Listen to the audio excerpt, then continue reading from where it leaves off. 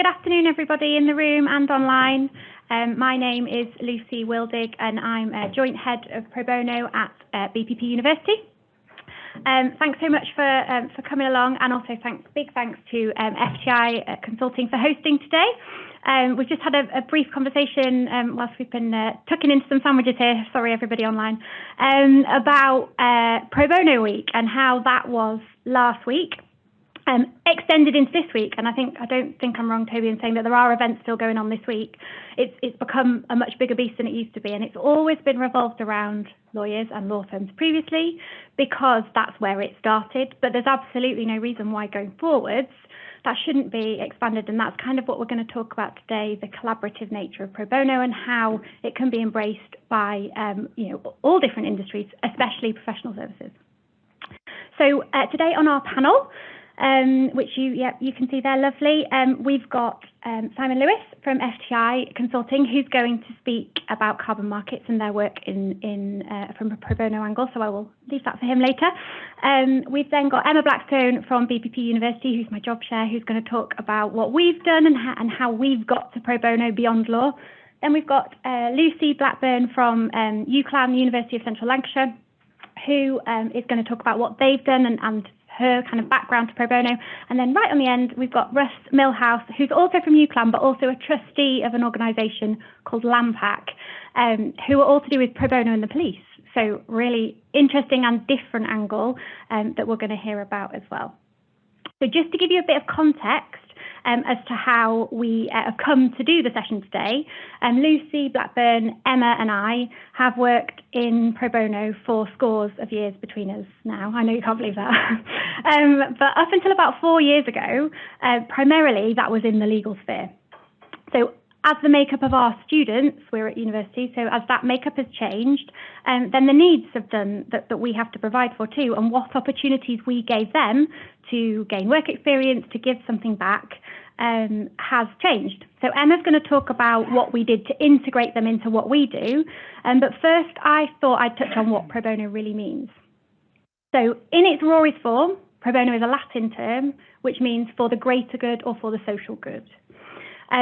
And that's about doing something good, giving something back. And this can encompass loads of things. And what we've learned over the last few years as we started to expand beyond law is that everyone's definition is slightly different of what pro bono encompasses. So from our interpretation, no interpretation is wrong unless you're charging for your services, which, let me tell you, some firms will do.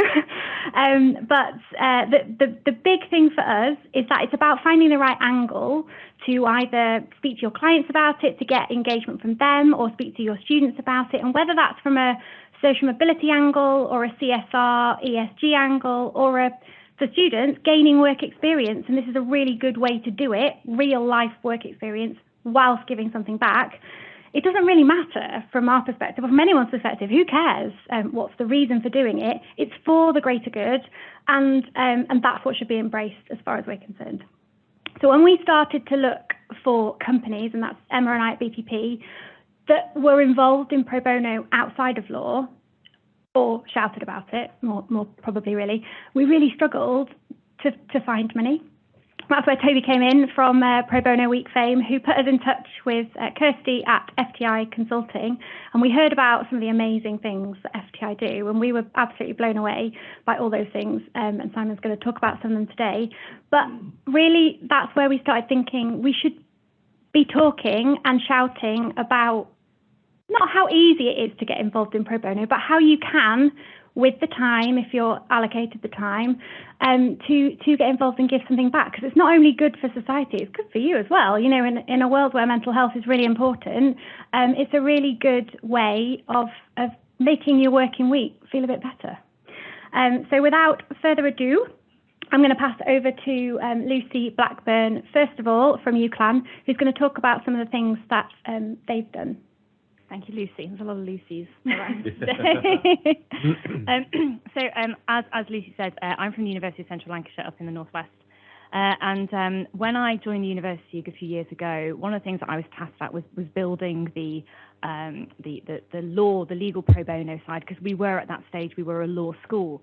And then in 2020, we merged with our policing colleagues and became a school of justice. So we had to look at ways in which we could widen our very well-established pro bono legal offering and use that same model to welcome in the students who were from a slightly legal background but a justice background, and what we could do to help those. So this is where I started looking at what does pro bono mean, and when Lucy talks about there's so many different interpretations or definitions of what pro bono means, I've certainly kind of come across this in my journey. And really, we've looked at how we can engage with our local community and with our students as well. So from our point of view, because we're a university, it's kind of twofold. It's how we can engage our students and how we can engage our local community as well, and a focus on the local community. So some of the projects that we have on the go at the moment, we have a cybercrime advice helpline where our students can partner with a cybercrime charity and offer information to victims of potential cybercrime. We have a missing persons investigation unit where students, again, partner with a charity and look at local missing persons cold cases to be able to try and provide assistance to the family and also to provide assistance to the local police. We have then more traditional kind of law-focused projects with our law clinics, but also what I found was that a few clinics that were coming around or projects that were coming around, they're not actually rooted in the law. What they're rooted in is awareness raising and about telling or informing the local community of what their rights are on a huge myriad of issues. And so sometimes I think, especially with pro bono, with what we do at universities, it's very much about awareness raising of the rights and also helping anybody whose rights have been potentially infringed. And so I'm really thankful that this discussion has evolved over those conversations to think about this word pro bono, which means so much and has the potential to mean a lot of things to industries. And I think also it's about what we're trying to do today is dispelling this kind of idea that it is just law focused, because I think one of the tragedies is that so many projects might be missed out because people think, well, I don't do pro bono, or we don't do pro bono here. And hopefully today, our discussion, we can show that, well, actually, this is a huge umbrella term. Thank you, Lucy. I should have said at the start, we'll take questions at the end, if that's okay. So I'm going to pass on to Simon now from FTI, who's going to talk a bit, as I said, about the work that he's been involved in whilst he's been at FTI from a pro bono perspective. Thank you, Lucy's, and others, and welcome everyone. Very good to see people here and online. I think this session probably ought to be renamed Pro Bono Isn't Just for Lawyers. That's an important message. I'm Vice Chair in EMEA for our client services activities. I'm a great believer in pro bono work. I chair the charity Young Enterprise that some of you may have heard of, and we have lots of volunteers who provide pro bono time helping kids in schools become more financially literate. So it's one of my kind of core beliefs. We are not a law firm, although I have a number of my colleagues here in the room. We're not a law firm. We do a lot of work with law firms, and they're very important clients of ours. But I think just to pick up one of these really important messages, pro bono work is kind of stitched into our DNA, but we're not a law firm. But it matters a lot to us, and I must call out Kirsty Christie, my colleague here, who has been instrumental in getting our pro bono work up and running. Sadly, she's leaving us, but she leaves a tremendous legacy because we have 5 different segments. They all do very different but interrelated activities: restructuring, forensic litigation, strategic communications, economic, financial consulting, and technology. So we have experts, and we actually use the phrase experts with impact. So I think our definition of pro bono is putting that expertise to work for organizations that need it. And the journey we've been on, it has been a journey because there is a real sense in FTI that people care about this, was the moment that Kirsty actually said, we've got to send a big signal. And the signal we sent was that, and everyone knows, well, professional services firms are very focused on utilization. So we said 35 hours a year can count towards your utilization. And that kind of changed the way people thought about pro bono, understanding that we value it as a firm, not in a commercial sense, but in a sense that we were giving our colleagues permission to do that. And Kirsty was telling me, she'll correct me if I've got it wrong, that we've kind of doubled those number of hours in the year since we've introduced that guidance. So I think that's a really important learning, that you can have the right sort of mindset about it, but sometimes you need to send a big signal that the company really cares about it. The second point I want to make is, to your point about the importance of partnerships. I think you can only do this as a firm like FTI in partnership with others. And I just want to call out an organization called Pro Bono Economics, which is a fantastic charity that, excuse me, actually takes qualified economists and they go into charities and they help those charities with particular economic or other issues. And that's a great organization. It's chaired by Gus O'Donnell, and it was Andy Haldane, and we work with them very closely. We're their biggest, I think, Kirsty, only corporate supporter. But there's a very good example of where we have worked with them and we've benefited mutually. Tim Batrick, who's here, has been leading that process. So I think learning from partners, there's a great project, I think, called the Garden Classroom that we might speak about later. Excuse me. And then we also have relationships with DLA Piper and Mayor Brown and others. So we don't rule out, in fact, we positively support working with law firms. Now, you asked me to say a little bit about the Voluntary Carbon Markets Initiative to finish. And it was a very interesting project, actually, because, and it's still going on, I think everyone knows the importance of the net zero targets. Everyone knows, and by the way, I'm not an expert in this area, that we're not going to get there by simply reducing emissions. It's a fact. And so a lot of very clever people have been thinking about other ways of helping companies reach those targets. And one, and there's only one of those, is the voluntary carbon markets. In other words, you can trade, you can effectively monetize and trade your offsets. And everyone agrees this makes sense. A lot of people think that it is going too slowly. The most important thing, therefore, was to get some traction behind it this time last year. And I was approached by the City of London Corporation, who actually are a client of ours as well, who said, look, there's a huge opportunity here in advance of last year's COP, we've been through another COP, to get people to understand that although it may not be perfect, voluntary carbon markets are credible, they make sense, and actually they can make a contribution towards the net zero target. So we were appointed on a pro bono basis by the Voluntary Carbon Markets Steerco, which is chaired by Dame Clara First, who actually is chair of HSBC, very high-level group. And what was interesting as well is a number of other firms on that forum, McKinsey, Bain, Oliver Wyman, were also doing it on a pro bono basis. So it's quite interesting to look around that room and see that we're all making a similar commitment. And just a couple of kind of things that we, I think, delivered on behalf of the forum. We managed to get a speaking slot effectively at COP last year for Dame Clara, which may have happened anyway, but we kind of helped around the communications. We set out a series of messaging and key advocacy targets, which are still in place. And we've now created a communications working group to take the work forward post this COP. So personally, it's been really interesting and satisfying, but it's also given members of the team in FTI exposure, frankly, to senior people they wouldn't necessarily even have exposure to. So I think it's been a great experience all round. And then I just wanted to close really on that basis by kind of setting out what I think are the benefits of pro bono work, not just in FTI, but elsewhere. I think, first of all, it's incredibly useful developmentally. You touched on that. I mean, the fact is you can, through pro bono work, bring people into situations that they might have to wait years to get involved with if they weren't actually involved with the pro bono project.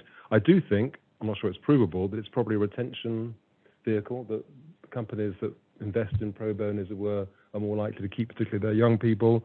And I think thirdly, it just opens up new links and relationships that doesn't matter how experienced you are, you probably haven't been open to before. And then finally, and this isn't necessarily the reason to do it, but commercially it can open up opportunities, because the final point to make is that on the back of our initial work, we were asked by the City of London to do a survey of how they're perceived around their green credentials. So that was fortuitous, but sometimes these things are a win-win. So we're hugely supportive of this area. We think Pro Bono Week is great. We'd like to get involved next time. And, the more we can do to get the message out, the better. Thank you.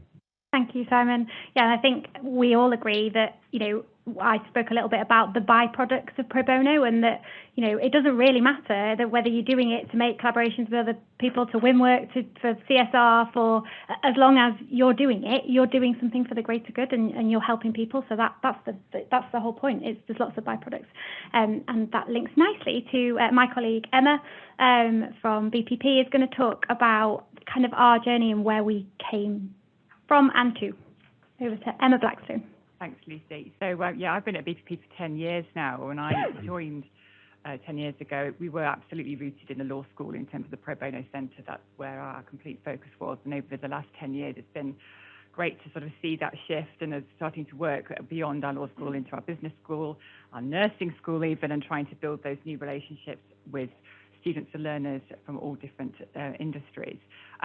It's challenging still, and there are ongoing challenges that we face, but we do feel that we're making inroads into that, and it's really refreshing to be able to work with students who aren't just law students as well.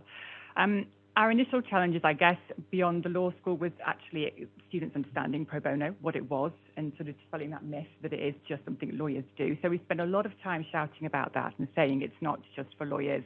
Actually, it's really beneficial for all of you to get involved with it. It's a question of giving back. And also then understanding what our students beyond the law school actually wanted to do in terms of pro bono. What were their needs? What sort of volunteering were they looking for? And how that would align to our service users and how we could align the two. So we ended up talking to students. We've spent a lot of time talking to students, haven't we, Lucy, beyond our law school, helping them understand more about pro bono, what it means, how they can get involved, understanding what they want from it. And that means that we've been able to identify, obviously they want to help people, but the experiences they want to gain by being involved in pro bono as well, those professional experiences, the confidence they want to take from the experience as well. And once we've done that exercise, that really helps us then to look at what we offer now and how we could then map what we offer to those students' needs. And that was kind of the first step that we took into offering pro bono beyond our law school. So we actually looked at like our legal advice clinic, and we have, I think last year we had about 2,500 calls from members of the public wanting to access our clinic. And we need telephone triage assistants, volunteers, to speak to those people to understand what the issues are and to identify whether or not we can help. And this is a great role actually for any student or learner, because it's all about those transferable skills. It's all about getting that professional experience, how to interact with a client, the client handling skills, dealing with a challenging client, a frustrated client, or an individual generally in any professional career is something this could offer as an experience. So that was one option. We then have a translation service. And again, we have a diverse community of students at BPP, so many speaking lots of different languages, so they could support it that way.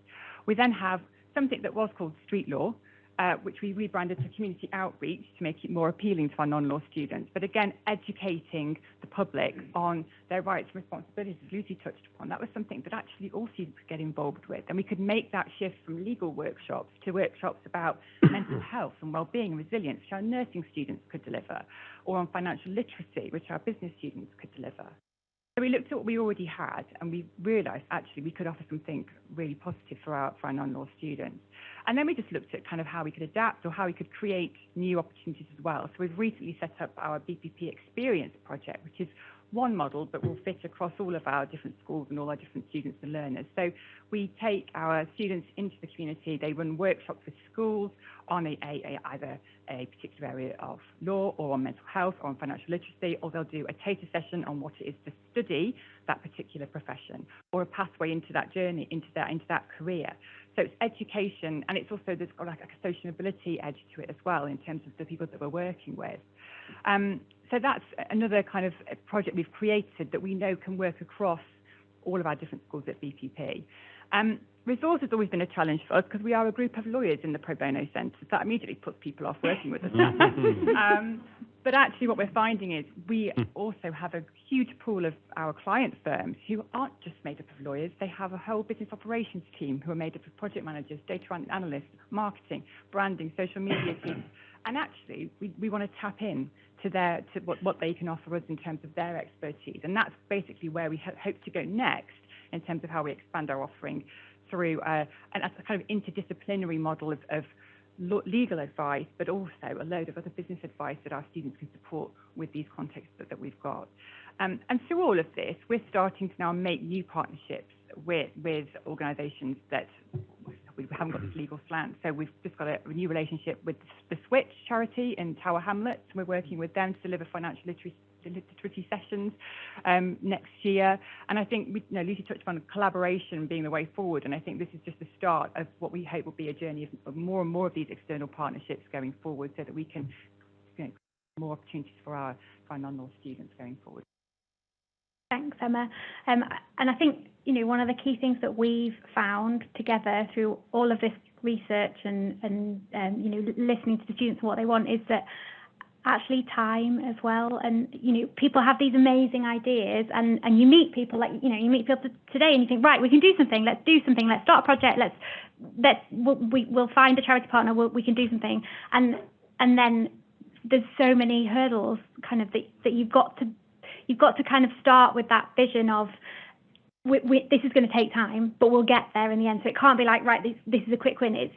That really, other than the odd thing that presents itself and it's all set up, it's pretty rare. You've got to come into it, as Simon said, and Emma and Lucy, with your eyes open and say, we're going to commit to this. We're going to commit time. We're going to commit resource.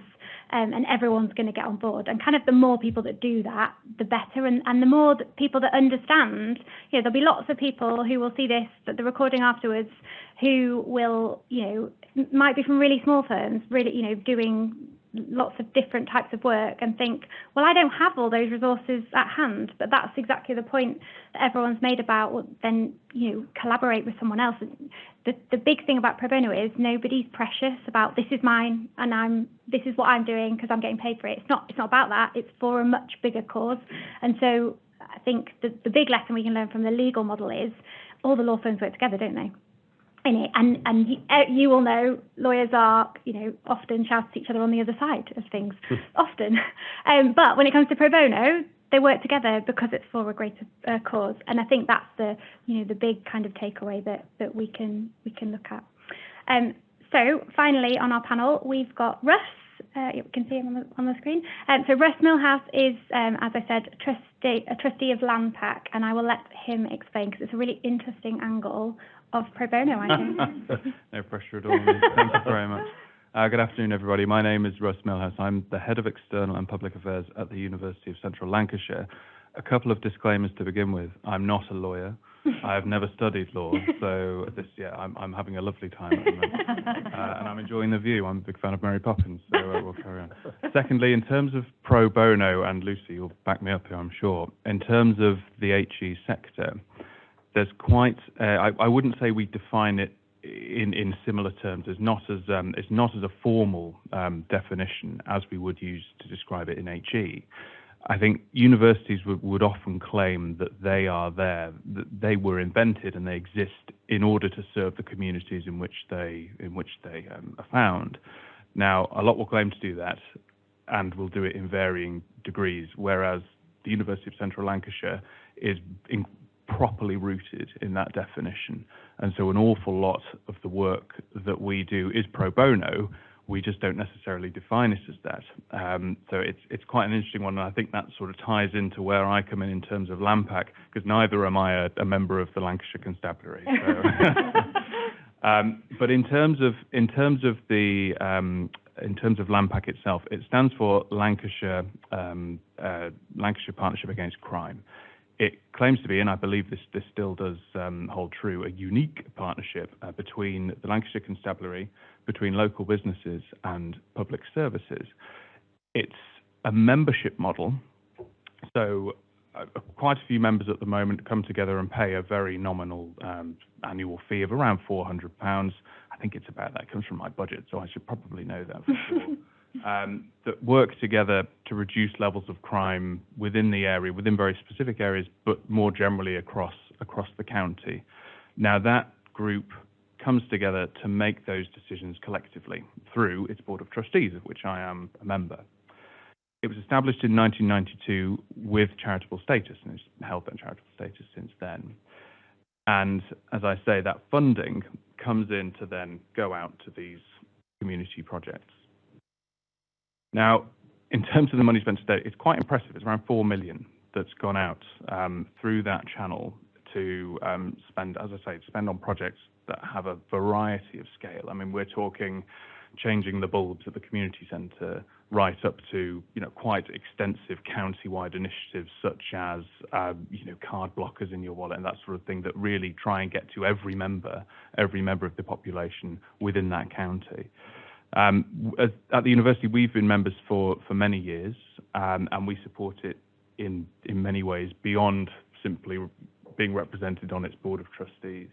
So we sponsor a couple of their events via special arrangements, including their Young Citizen of the Year Award, which is a lovely thing, headed up by the High Sheriff for each legal year, which basically invites, parents, schools, community groups to nominate impressive, heroic young people to basically receive a variety of cash prizes, I hasten to add, which possibly is also funded by those charitable membership fees. I'm on the membership panel. I'm on the judging panel for that, which is a rather harrowing experience at times, as you can imagine.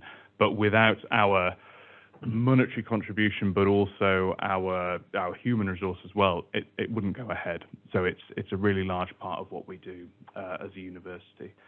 Beyond that, obviously, we're on there to give advice, to give general counsel where we can. The university and the constabulary are very closely related in many ways, not least through the academic provision that we offer through the School of Justice.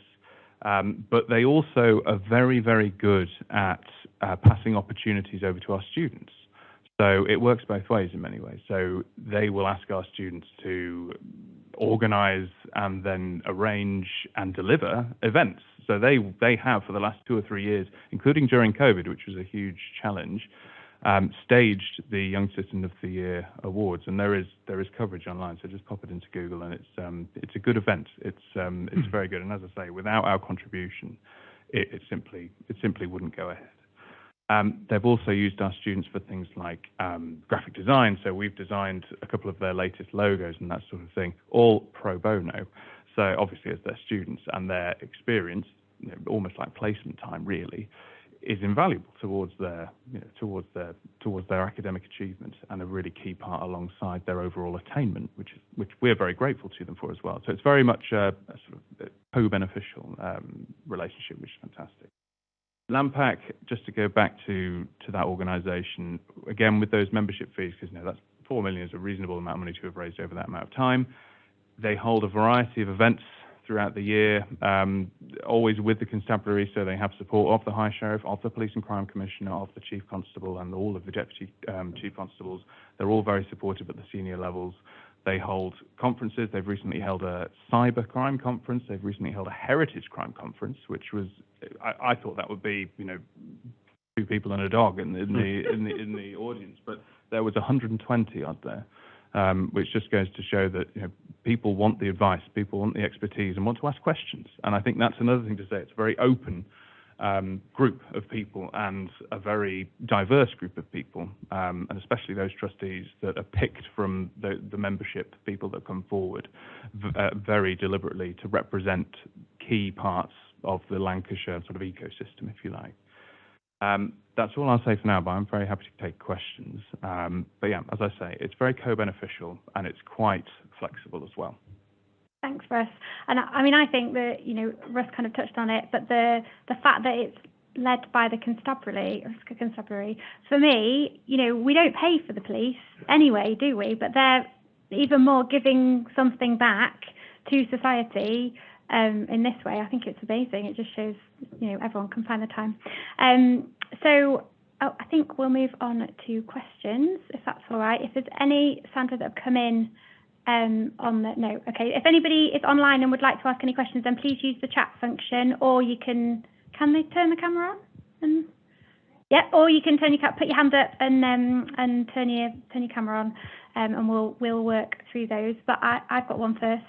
For FTI globally, do you get students, you might not know the answer, to be honest, when you get graduates coming in, do you get many of them using pro bono examples in their, in the interview, where they're giving examples of things that they've done to try and demonstrate skills learned? So I'm not going to guess at that, but Kirsty, I'm sure, has something of an answer. Louis, will you just hand the microphone to Kirsty, because she gets very closely involved in this part of the process. So when they're actually wanting to work at FTI, or do they give it pro bono examples? Interestingly, it's increasing in terms of the amount of voluntary work that they've done. I think that does help at interview. I'm just turning to my colleagues here, but in terms of recruitment, I think that does really make a difference if they have done some voluntary work, whether it's skilled volunteering, whether it's pro bono work in a previous role. And it's something that we recognise in the appraisals as well at FTI, in terms of really appraising somebody for what they've done. I don't know if you want to add anything to that, Richard.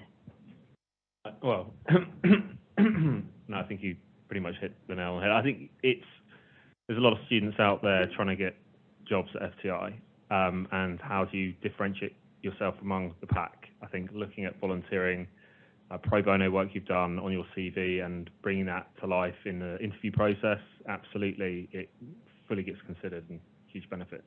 Thank you. And do you shout about the 35 hours anywhere in your recruitment stuff? We do. So I think in the talent team, the number one question asked by new recruits is all about our corporate citizenship program. How do they give back? Which has been the number one question for several years now. Yeah. Absolutely. So at recruitment fairs, we very much promote the fact that we have a full corporate citizenship program, volunteer hours, matched funding, and pro bono hours. And I think that's massively helped. There's several young people that I've spoken to that have joined FTI that said that's the reason they joined FTI, which was really lovely to hear. Lovely. Thank you. Toby. Thanks. I was just going to wonder if the experience that I've been told by a number of law firms mirrors what you've experienced at FTI in terms of recruitment. It sounds like it does, that some of the top applicants to your jobs will distinguish whether to accept an offer from you or a competitor based off what else can they get from their day job. Can I volunteer? Can I do pro bono? Can I make a difference in my community or the world? It's interesting that if you want the top candidates, increasingly it seems to be the case in any corporate field, you have to offer a pro bono or other volunteering program. Otherwise, you'll lose out on those candidates. And of course, retention's another reason to make sure that those in the firm, as you've already mentioned, will have that. It's a massive change in focus, I think, isn't it? Over the last 10 years, that's changed so dramatically that the students are like, oh no, I'm not going to go. I'm not going to go with that one because it doesn't align with my beliefs. It's amazing. Could I just add one other code to that? I also think it says something about the values of a company. I mean, there are companies who talk about these things, but actually, I think young people coming into the workplace want to work for companies that have a kind of shared sense of values. If one of your values is to promote genuinely pro bono work, then that I think is a potentially a competitive advantage. Definitely. Any other questions?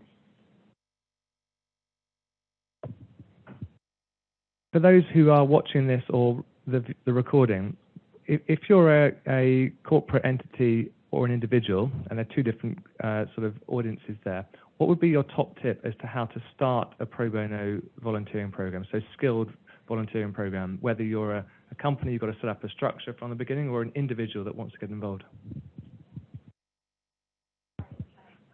I think the first thing is irrespective of whether you are corporate or individual, is to find, is to thoroughly find what actually you are wanting to achieve. Excuse me.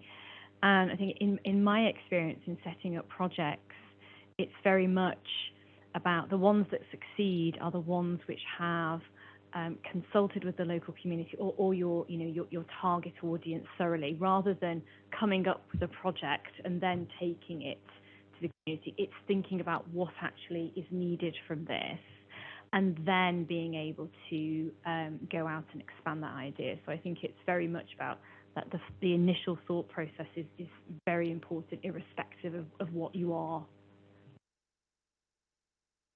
But the other thing that the FTI colleagues were talking about is being very clear what your distinctive quality is that you bring to bear in pro bono work. I mean, we can all talk about the importance of pro bono, but from a charity point of view, they really need to understand what it is that you can bring to bear through your people that is different and is going to make a difference to what they're doing. And I think being very kind of clear-sighted about that, I think certainly for an organisation like FTI, and we are working on that, eventually is going to lead to stronger partnerships.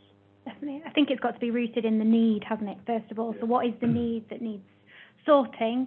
And then beyond that, I would say it's about collaboration. So don't try and reinvent the wheel. Go and see if somebody does it already. And if they do, go and ask them if you can join. There's, again, nobody, well, from our perspective, nobody's precious, and actually you might offer something slightly different to what they offer, and it might be a really good bolt-on to give that company who need the help a little bit extra.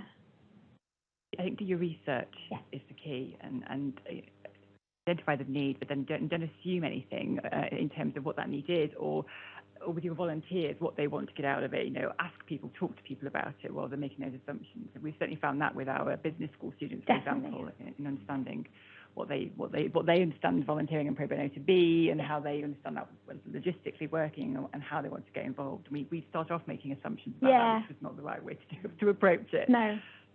We also get companies who approach us and say, we've had this amazing idea that we can do this, and we can pull this in from here, and we've got this amazing system. Me and Emma will sit there and listen and say, so there's a few already in existence, just like that.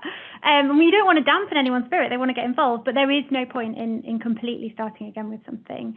So it's about using the skills in the right way, as Simon said, and making sure that those, because the end goal is that it's a usable output for whomever that charity, NGO, individual, community group is that's getting the pro bono work. Can I add something to that, Lucy? So from a university perspective, we get asked very similar questions, and in my line of work, it's just constant, and some very interesting ones, some very sort of left field ones that you think, why on earth have you come to me about that? But I think that's because universities can appear quite impenetrable in many ways. They're huge organisations. UCLan is one of the biggest in the country, and I think what I'd say is don't necessarily assume that others outside the institution know what you can do, or know what you can't do. There are two sides to it, but then you also have to approach it in that way as well. So don't assume any limitations, don't assume any minimal or maximum, I suppose, possibilities. And often you get byproducts, again, different types of byproducts that you get the output that you wanted, but also something else happens amazing in the interim that you weren't expecting, because you have someone who's got a skill that you didn't know that they had, from whether that's a work-based skill or something else that they've brought to the table. It's amazing. Anyone else? I was going to ask a follow-on, which was, what's your top tip of what not to do? We've actually covered some of them, I think, because some of them are just to converse. Are there any top tips or of what not to do, or any examples of stories where you've really learned something you wish you'd known in advance? I mean, often for myself, when I've been a trustee or done a pro bono case, sometimes I've really learned something I wish I'd known at the very beginning. I think my kind of tip of what not to do would be, don't try and start with a grand project. Don't assume that because something is small, it's not worth doing. And actually starting with smaller pilot projects are the ones which lead to more successful projects as well. And also, I think another one is also don't forget the value of networks as well, especially geographical networks. There's lots of examples, especially in university pro bono sector, of networks of universities and clinics working together, doing the same thing but in different geographical areas as well. So if you see someone else is doing an initiative, drop them a line and see if you can help them. And the number of projects I've piggybacked on just by sending an email and saying, would you mind a Northwest representative? And the answer is very often yes. I think it's kind of, don't try and change the world on your own. No, and also don't do it with too many people, because often when you start something pro bono, a project, like you said, there's lots of people with different skills in an organisation who all want to get involved, because it is something really good. But if you have too many people, too many cooks. So you need to have defined roles of who's doing what to start with when you first start that project. It can then scale up in the long run, but yeah, definitely don't go with too many people, otherwise you'll be. We've been there. Sorry. Sorry, I was just going to say, Yeah. and be clear what your goals are, because I think with all this collaboration, we have many stakeholders that we work with, and it's being clear that everyone is on the same page with that. Two quick ones for me. I mean, don't assume that you don't need, sorry, two negatives. Don't assume we don't need guidelines, because one person's pro bono is another person's political statement. Yes. And I think it's fair to say in FTI we've, had to grapple with that, because, I mean, it's all in the eye of the beholder. But at some stage, if you're going to take pro bono seriously, you've got to have guardrails. And you've got to discuss it, you've got to agree them, because if you don't, you've got our old friend reputational risk. Yeah. And that's that you want to avoid that. And the second thing is, try and see it through the eyes of the charity, because often we're big, well, we are, everyone here, big organizations, but actually sometimes a charity doesn't have the resource or the capacity to take on pro bono work, and being sensitive to the fact that the partner you may be working with simply can't digest what you got to offer, we'll need to think about it differently. I think that's another kind of important learning, actually, about pro bono work. Yeah, definitely. I would definitely agree with that. Yeah. Anyone else? Anything? Anyone online? Oh, anyone? Can I see that? Oh, no, you first. Thank you. Anyone else? No? Okay, thank you. Thank you to the panel. I think we can give a round of applause. Maybe. Thank you. Thanks, everybody, for coming along. Really interesting. As we said, it's been recorded, so we'll be sharing this far and wide for the foreseeable, because we really do think that this message will be taken on by lots of different types of professional services. Thank you. Thank you. Thank you.